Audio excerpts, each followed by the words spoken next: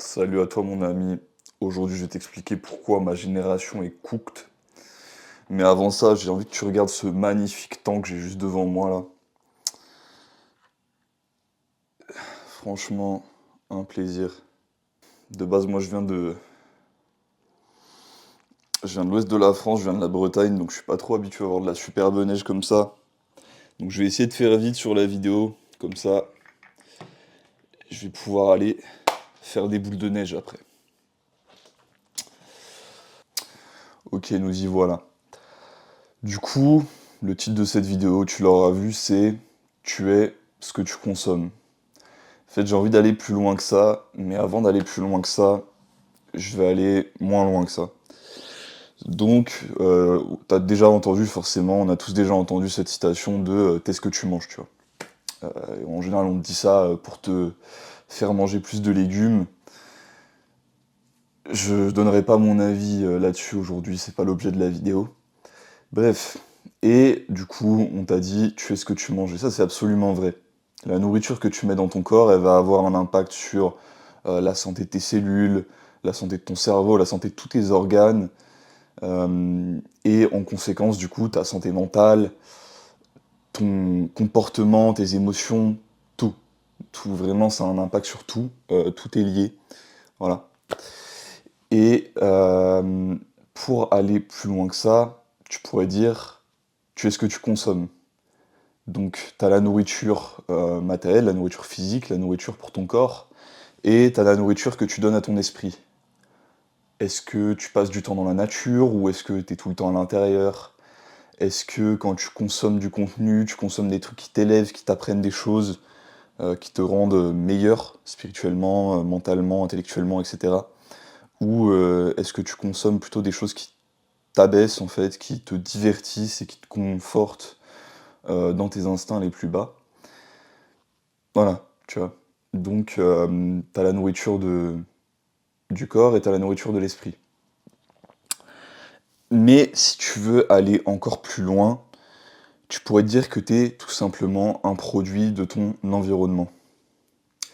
Et je sais qu'il y en a plein d'entre vous déjà qui vont pas aimer que je dise ça, qui vont dire ouais mais non c'est je suis moi. Et il y a de la résistance dans le fait de dire ça parce que dire que tu es un produit de ton environnement, c'est un peu renier ton libre arbitre et ta part d'individualité. Et ce que je veux faire avec cette vidéo, c'est pas ça. Ce que je veux faire avec cette vidéo, c'est de dire que ce que tu as de plus puissant dans ta volonté, c'est qu'à travers ta volonté, tu as la capacité de changer ton environnement. Et comme ton environnement a un impact tellement important sur toi, bah c'est ce que tu peux faire de plus important. Donc, en disant que tu peux changer ton environnement à travers ta volonté, on a établi que ta volonté est supérieure à ton environnement, vu qu'elle peut agir dessus. L'inverse est aussi vrai. Ton environnement peut agir sur ta volonté. Si tu te nourris mal, si tu consommes des choses qui t'abaissent, etc., c'est beaucoup plus facile de ne pas avoir de volonté, tout simplement. Donc maintenant, tu vois, j'ai envie de faire un petit peu un état des lieux, rapidement, de ton environnement. Pas ton environnement à toi particulier, mais l'environnement du mec moyen de ma génération. Donc moi je suis en 2005, donc de la Gen Z, comme ils disent, de la Gen Z. Et qu'est-ce qu'il a comme impact cet environnement-là sur toi, tu vois. Déjà ton alimentation. En général, aujourd'hui, bon, on a vu avec la dernière loi qui est passée sur les insectes, dans les pâtes, etc. Concrètement, tout est fait pour t'empoisonner. Il y a de plus en plus de produits transformés dans les magasins. Le bio, donc tout ce qui est nourriture naturelle, te coûte plus cher que de la nourriture qui a été modifiée qui a été empoisonnée en fait par des pesticides et par tout un tas d'autres polluants. Donc voilà, l'alimentation déjà, naturellement, c'est assez cooked. Alors, tu peux aller à l'opposé de ça. Moi, c'est ce que j'essaie aussi de mettre en avant sur ma chaîne, tu vois. Je suis pas en train de te dire que c'est impossible, mais l'état des lieux est assez négatif de base, tu vois. Pour La personne moyenne qui prend ses décisions basées juste sur ce qu'on lui a dit, c'est chaud. Donc ensuite, après, l'alimentation, on a quoi? On a les habits. Bon, polyester, si t'es pas encore au courant, ça t'empoisonne, ça te met des microplastiques. Les sous-vêtements en polyester, ça te rend infertile. C'est de plus en plus dur de trouver du coton ou du lin ou ce genre de type de vêtements. Et même quand t'en trouves, ils sont pleins de pesticides et ils sont traités de manière absolument dégueulasse. Pareil avec le cuir. Et ça devient de plus en plus cher, ces produits-là. Donc, alors déjà, avant de chercher à éliminer tout ce qui est de polyester dans ta garde-robe, parce que ça va être compliqué, élimine déjà tout ce qui est sous-vêtements en polyester. Je te donne directement la solution. Achète du 100% coton et des trucs larges, tu vois. Alors attends. Ça, c'est 95% coton et 5% polyester juste pour ça. Mais c'est de la merde. Pourquoi? Parce que c'est élastique un peu et ça va te comprimer les couilles et ça diminue ta fertilité, ça va trop les mettre au chaud, donc c'est pas bien pour ta santé hormonale. Ça, c'est bien, tu vois. C'est 100% coton, c'est large, ça laisse respirer. En plus, comme ça respire, tu vois, globalement, les vêtements qui laissent la place à ta peau de respirer, tu vas sentir meilleur. Donc, si t'as ça chez toi, poubelle, et achète ça. Ça coûte pas très cher, et ça tient plus longtemps, enfin, c'est un achat qui vaut le coup. Donc, voilà, tes habits, ils essaient de t'empoisonner. Ensuite, qu'est-ce qu'on a d'autre dans ton environnement matériel? Dans ton environnement matériel, on a encore deux autres choses. On a le prix des choses, tu vois, l'inflation et le fait que on est en train de se faire cuisiner sur tous les plans, ma génération, les prix de l'immobilier qui montent en flèche, qui font que quand t'es un 2000, c'est en gros quasiment impossible d'acheter une maison ou d'acheter quoi que ce soit, de fonder une famille, etc. Et l'environnement social, donc tes amis. Là, ça va dépendre, ça va être très individuel, mais en général, la modernité étant ce qu'elle l'est, le reste de ton environnement étant cooked, en général, tes amis eux aussi, les gens avec qui tu échanges eux aussi se font cooked par ça, et vont aussi avoir des idées un peu influencées négativement du coup par l'environnement. En général, ils vont être plus bas spirituellement à cause de leur environnement. Mais voilà, c'est très individuel. Est-ce que tu as des bons amis? Est-ce que tu n'en as pas? Le fait est que dans ma génération, il y a de plus en plus, et c'est vraiment quelque chose qui monte en flèche, de solitude, chez les hommes comme chez les femmes, même si ça se manifeste pas de la même manière. Et pour ce qui est des relations amoureuses, elles tiennent pas souvent. Et pareil, il y en a de moins en moins. Donc là-dessus, c'est aussi un peu compliqué. Ensuite, qu'est-ce qu'on a d'autre? On a ton environnement plutôt spirituel, c'est-à-dire, enfin, je sais qu'il y en a certains qui vont pas aimer le mot spirituel, mais ton environnement mental, on va dire. Donc, qu'est-ce que tu consommes à ce niveau-là qui t'impacte? Donc, on a le contenu que tu consommes en ligne. Euh, Aujourd'hui, tout est fait pour diminuer ton temps d'attention, te faire consommer des choses qui te rapprochent plus de ton amygdale, donc de tes instincts les plus bas, et moins de ton cortex préfrontal, c'est dur à dire, donc c'est-à-dire de ta pensée logique et ton intellect. Donc on va chercher à agir sur ta sexualité, sur ta volonté de puissance, donc ton envie d'acquérir des choses, et tout ça à travers du contenu short form qui va absolument te détruire le cerveau, en particulier. Donc voilà, ça pareil, c'est très cooked. On a moins de livres, on a moins de spiritualité dans notre monde, on a moins de tout ce qui nous rend meilleurs à ce niveau-là. Et donc ça vient avec le point suivant, c'est tes addictions. Donc si t'en as, est-ce que tu es addict à certaines substances? Est-ce que tu es addict à la consommation de certains contenus, etc. Donc là, je pense que tu vois bien de quoi je veux parler. Et le dernier élément, ça revient un peu plus à ton environnement matériel, c'est les vibrations de l'endroit où tu vis. Ça peut paraître un peu wouhou, mais c'est étudié et vrai. Euh, Plus tu vas vivre dans un environnement naturel, plus tu vas passer de temps, je sais pas, dans la forêt, sur la plage, etc. En particulier pieds nus, parce que ça va permettre l'effet de grounding qui a un effet très positif sur la réduction du stress, la circulation sanguine et tout un tas d'autres choses. Bah voilà, plus tu vas avoir un environnement naturel et beau, mieux tu seras, et plus tu vas avoir un environnement moderne et moche, moins bien tu seras, sachant que, pareil, l'architecture se dégrade. Euh, voilà, on vit dans des blocs de béton, j'ai été à Nantes un certain temps, je sais de quoi je parle. Donc maintenant, je t'ai fait un état des lieux très négatif, très pessimiste, tu pourrais dire, mais moi je suis pas quelqu'un de pessimiste. Donc, tu vois tout cet environnement qui t'empoisonne, plutôt que chercher de toi changer dans cet environnement, la première étape, c'est très très important, ça va être de changer d'environnement, aussi difficile que ce le soit.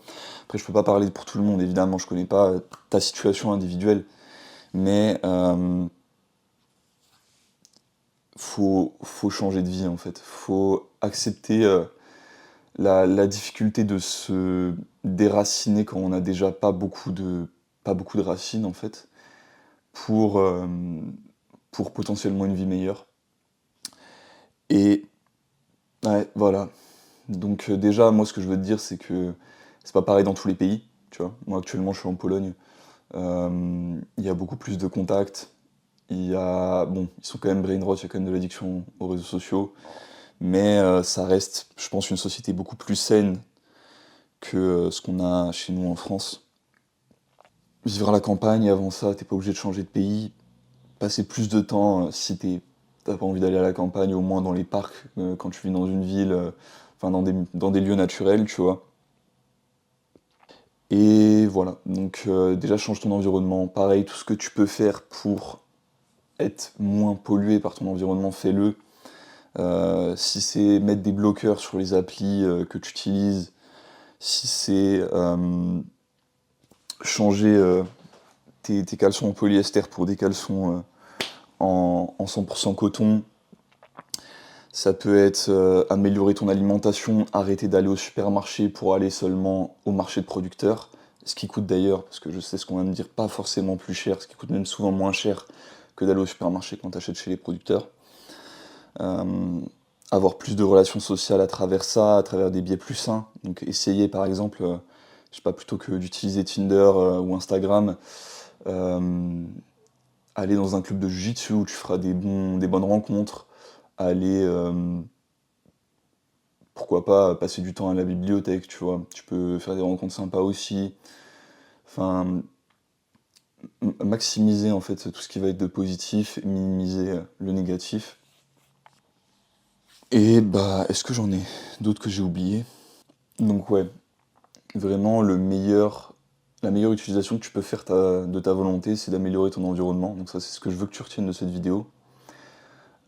Mais si tu as envie de progresser dans ta vie en tant que personne, il va aussi falloir, et je pense que c'est nécessaire,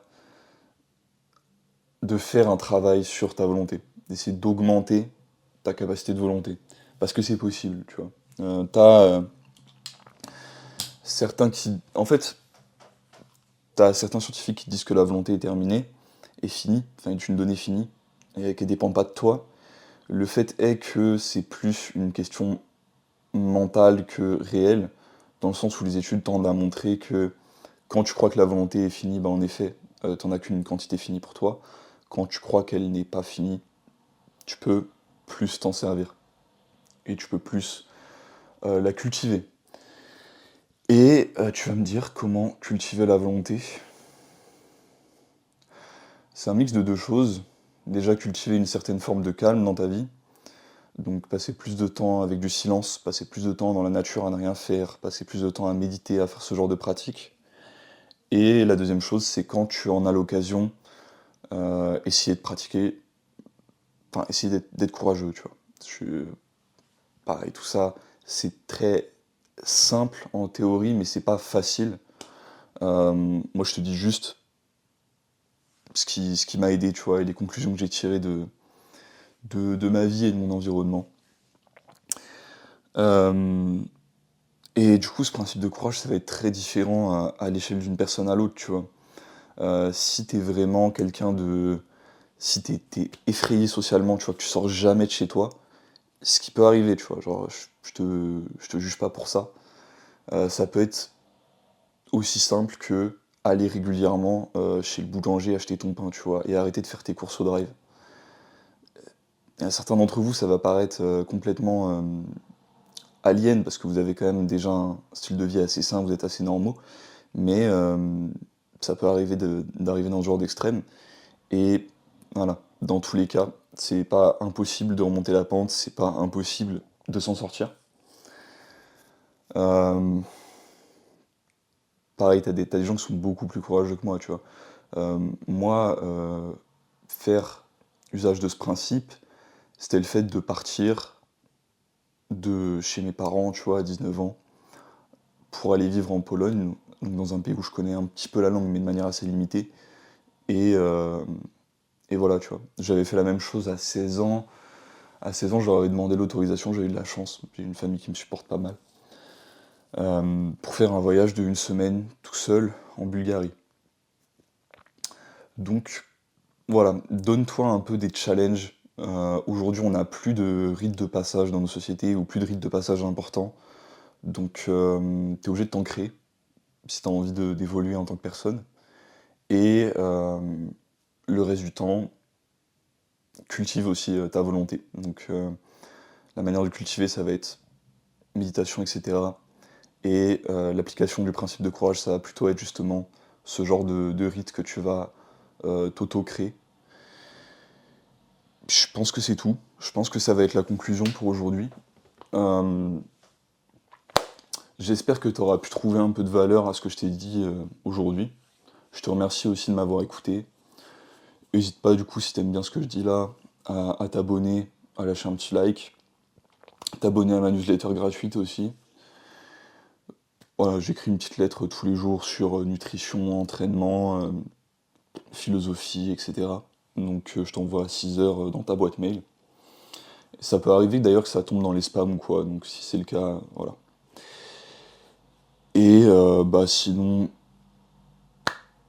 moi de base je suis coach sportif, donc si tu veux que je t'entraîne et que je t'aide à progresser et que je t'enseigne mes méthodes, pareil, t'as mon lien pour réserver un petit appel gratuit avec moi. Je t'explique mon service, tu m'expliques toi, ta vie, tes modalités, tes objectifs, etc.